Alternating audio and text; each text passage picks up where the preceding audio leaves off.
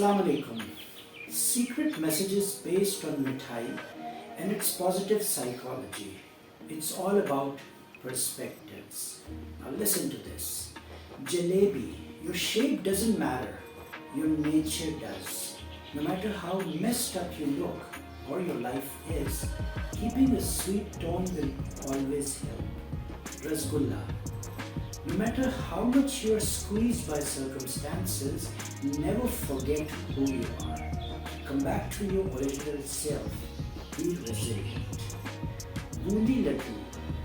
Every little drop of boondi matters. Similarly, little and continuous efforts can bring in miraculous results.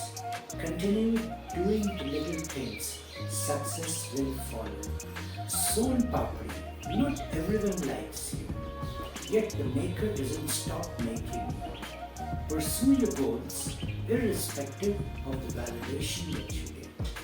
Gulab Jamun. Your softness is not your weakness. It can be your strength. Softness is a quality much appreciated. Be proud of it. Besan ke laddu. If you get shattered due to pressure, you can always rebuild. It's a symbol of hope. No matter what goes wrong, you can always fix it.